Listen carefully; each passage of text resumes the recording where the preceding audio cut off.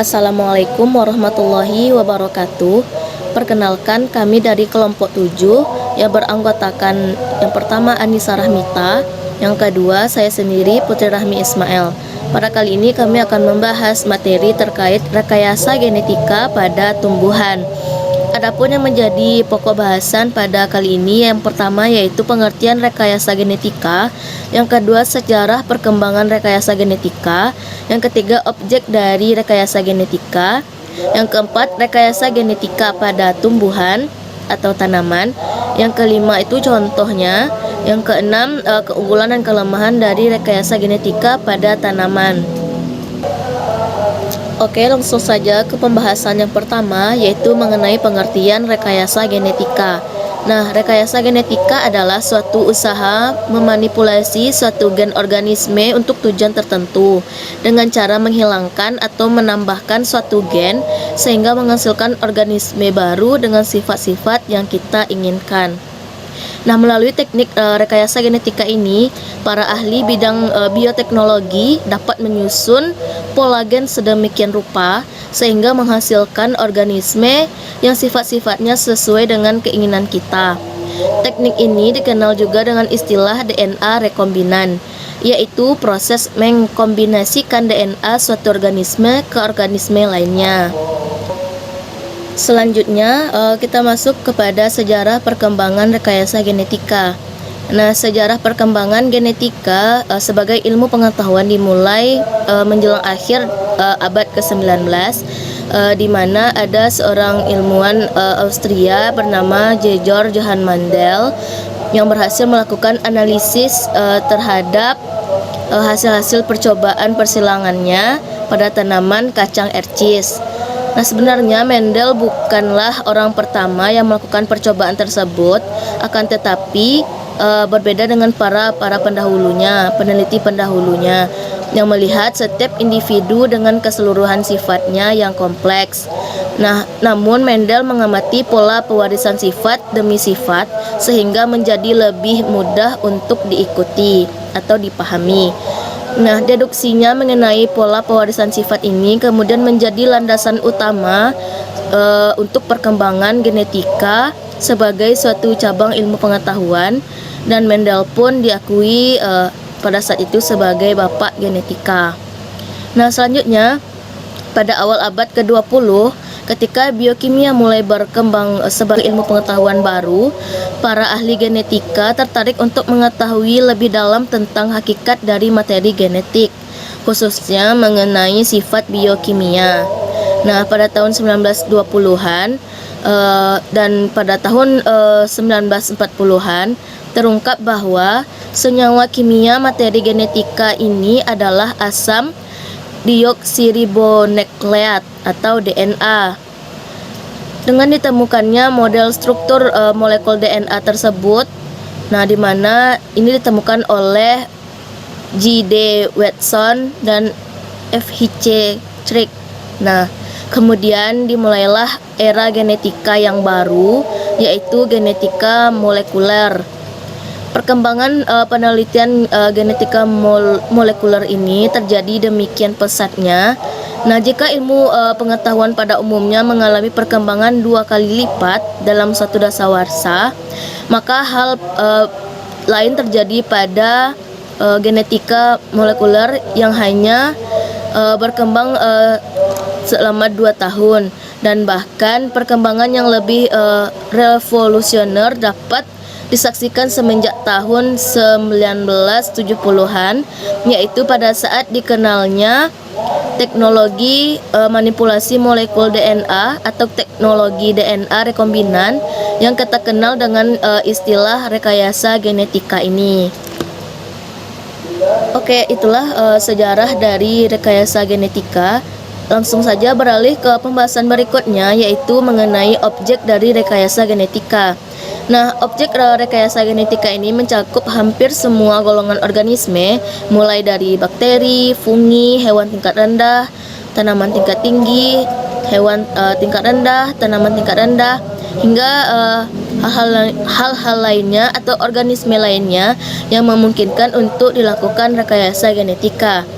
Nah, pada bidang kedokteran dan farmasi paling banyak berinvestasi di bidang yang relatif baru ini.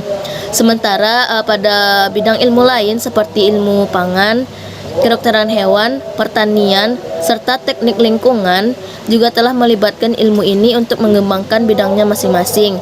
Tetapi tidak seperti halnya pemuliaan pada tanaman secara tradisional yang menggabungkan seluruh komponen materi genetik dari dua tanaman yang disilangkan.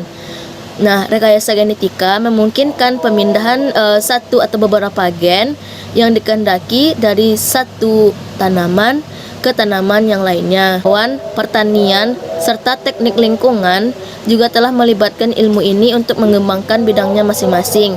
Tetapi tidak seperti halnya pemuliaan pada tanaman secara tradisional yang menggabungkan seluruh komponen materi genetik dari dua tanaman yang disilangkan.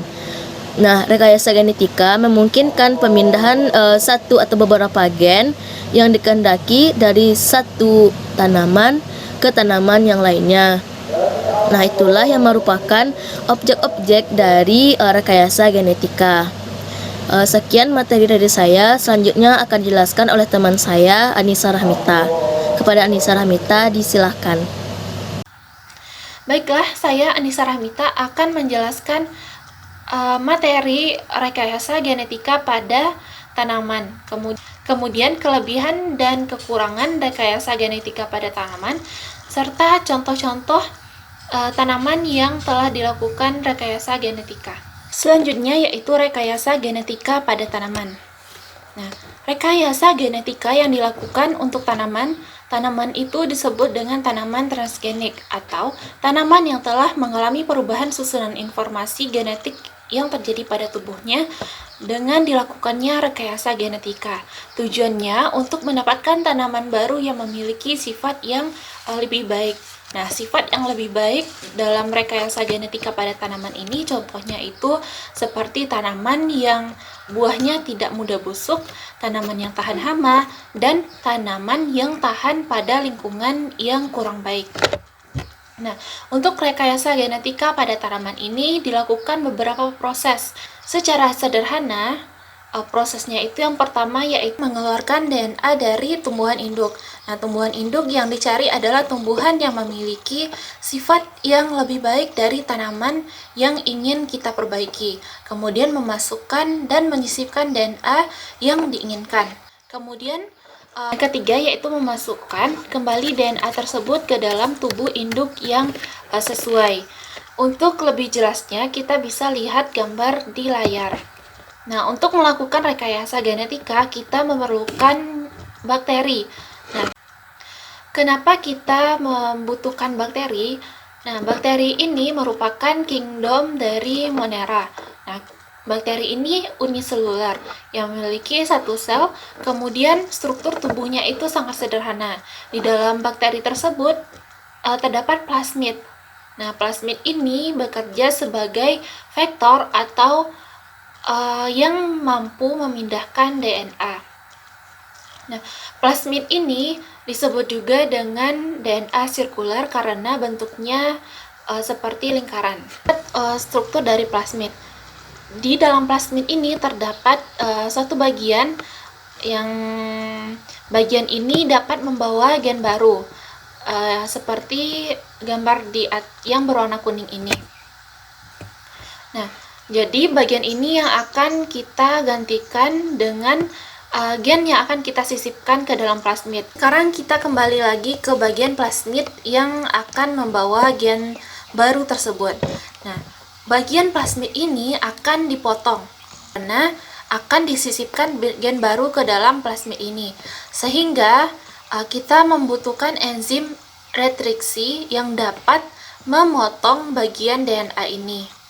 Kemudian gen baru ini disisipkan ke bagian yang telah dipotong tadi. Untuk merekatkannya digunakan lagi enzim ligase. Nah, enzim ini akan merekatkan gen yang akan disisipkan ke dalam plasmid. Sehingga terbentuklah plasmid dengan gen yang baru. Nah, plasmid ini kemudian akan dimasukkan lagi kembali ke dalam bakteri. plasmid yang telah dimasukkan kembali ini dinamakan juga dengan DNA rekombinan.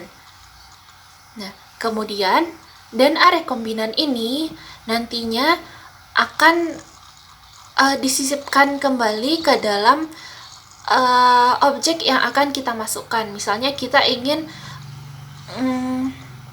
memasukkannya ke dalam tubuh tumbuhan, maka tumbuhan tersebut dinamakan dengan tanaman transgenik. Jika dimasukkan ke dalam hewan, maka hewan tersebut dinamakan dengan hewan transgenik. Nah, kita akan membahas mengenai tanaman transgenik tadi. Jadi, proses ini akan seperti proses yang ada pada tahap pertama tadi, yakni plasmid itu akan dimasukkan kembali ke dalam kromosom dari sel tumbuhan yang ingin kita ubah sifatnya. Sehingga gen baru telah masuk ke dalam tumbuhan dan sel akan tumbuh pada jaringan tumbuhan dewasa. Untuk DNA rekombinan tersebut bisa diperbanyak dan nantinya bisa dimasukkan ke dalam tumbuhan yang ingin kita ubah sifatnya. Untuk memasukkan DNA rekombinan tersebut ke dalam tubuh tumbuhan, maka kita memerlukan 3 metode yang telah saya jelaskan tadi. Kita bisa memilih mana metode yang ingin digunakan. Nah, jika plasmid tersebut telah masuk ke dalam kromosom sel tumbuhan, maka sel itu akan tumbuh pada jaringan tumbuhan dewasa. Selanjutnya kita akan lihat metode yang digunakan untuk memasukkan plasmid dan gen baru ke dalam sel tumbuhan. Yang pertama itu kita lihat langkah-langkah rekayasa genetika pada tanaman dengan Agrobacterium tumefaciens. Bakteri Agrobacterium tumefaciens ini dapat menginfeksi tanaman secara alami karena bakteri ini memiliki plasmid sebagai vektor pembawa DNA yang menyisipkan gen asing. Nah, gen asing ini yang ingin dimasukkan ke dalam tanaman dapat disisipkan ke dalam plasmid. Selanjutnya, bakteri ini secara langsung memindahkan gen pada plasmid tersebut ke dalam DNA tanaman yang ingin disisipkan. Setelah DNA asing menyatu dengan DNA tanaman, maka sifat-sifat yang diinginkan dapat diekspresikan oleh tumbuhan itu sendiri. Selanjutnya kita akan lihat metode yaitu dengan menggunakan senjata sel. Dengan metode ini kita akan menembakkan mikroproyektil berkecepatan tinggi ke dalam sel menggunakan senjata sel. Nah, seperti yang ada di gambar, maka partikel ini akan ditembakkan menggunakan senjata sel ini ke dalam tanaman yang ingin kita ubah sifatnya. Kemudian mikroproyektil tersebut akan mengantarkan DNA untuk masuk ke dalam sel tanaman. Kemudian sel tanaman ini akan memperbanyak diri dan tumbuh seperti kalus. Kemudian kalus ini bisa diregenerasikan kembali dan menghasilkan akar baru dan kemudian akan tumbuh menjadi tumbuhan yang utuh. Selanjutnya dengan menggunakan metode elektroporasi. Nah, untuk pada metode elektroporasi ini, sel tanaman itu akan menerima gen asing dan tetapi dia harus mengalami pelepasan dinding sel hingga menjadi protoplas. Nah, sel yang mengalami kehilangan dinding sel akan diberikan kejutan listrik dengan voltase yang tinggi untuk membuka pori-pori membran sel tanaman. Selanjutnya DNA asing akan masuk ke dalam sel dan bersatu dengan DNA kromosom tanaman. Kemudian dilakukannya proses pengambilan sel tanaman. Setelah proses transfer DNA selesai, maka dilakukan seleksi sel daun untuk mendapatkan sel yang berhasil disisipi oleh gen asing. Hasil seleksi tersebut ditumbuhkan menjadi kalus atau sekumpulan sel yang belum terdiferensiasi hingga nantinya terbentuk akar, dan selanjutnya jika telah terbentuk tanaman muda maka tanaman itu dapat dilakukan pemindahan ke dalam tanah dan sifat baru dari tanaman dapat diamati. Selanjutnya masuk ke kelebihan dan kekurangan dari rekayasa genetika pada tanaman. Yang pertama itu adalah kelebihannya. Pertama, tanaman akan menjadi lebih kuat dari serangan hama. Kemudian hal itu memberikan keuntungan kepada para petani karena bisa mendapatkan hasil panen yang optimal. Selanjutnya, memiliki daya tahan yang lebih kuat dibandingkan dengan tanaman aslinya. Tanaman transgenik ini dapat bertahan hidup meskipun di cuaca yang ekstrim. Selanjutnya, petani juga dapat memanfaatkan keuntungannya berupa hasil panen yang melimpah, karena pemindahan gen dapat meningkatkan kualitas tanaman sehingga menjadi lebih optimal lagi. Selanjutnya, tanaman transgenik ini bisa juga digunakan untuk menghasilkan zat atau senyawa tertentu, seperti terciptanya tanaman baru, yaitu contohnya golden rice, yaitu padi dengan bulir yang berwarna keemasan. Kemudian kita akan lihat kekurangan dari tanaman transgenik ini. Pertama, menyebabkan risiko gangguan kesehatan, seperti yang dijelaskan dalam berbagai riset bahwa gen dalam tanaman itu bisa ditransfer juga ke organisme lain, seperti virus dan bakteri, sehingga kalau masuk ke dalam tubuh manusia akan menyebabkan kerusakan. Selanjutnya, mengancam populasi tumbuhan yang asli, karena jenis tanaman transgenik ini memiliki kualitas yang lebih unggul daripada kualitas sebelumnya. Maka hal itu bisa menyebabkan petani bisa beralih sehingga tumbuhan asli juga akan ditinggalkan secara perlahan dan bisa menyebabkan musnahnya spesies asli. Selanjutnya, menimbulkan resiko pemindahan gen pada bakteri ke saluran pencernaan manusia maupun hewan yang telah memakan tanaman ini.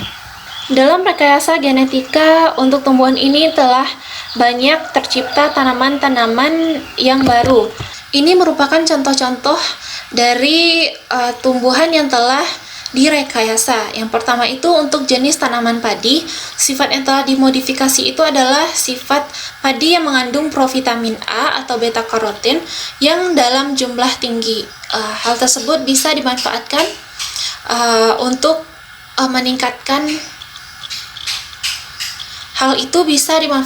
meningkatkan gizi yang ada pada tubuh manusia, dan modifikasinya seperti yang ada di slide berikut. Kemudian jenis tanaman kedua yaitu jagung, kapas, dan juga kentang. Sifat yang telah dimodifikasi itu adalah sifat yang tahan terhadap hama. Hasil modifikasinya seperti slide berikut. Kemudian jenis tanaman yang ketiga yaitu pada tanaman tembakau yang tahan terhadap cuaca yang dingin. Berikut merupakan gambar-gambar dari tanaman yang telah dilakukan rekayasa genetika. Selanjutnya dikembalikan kepada moderator.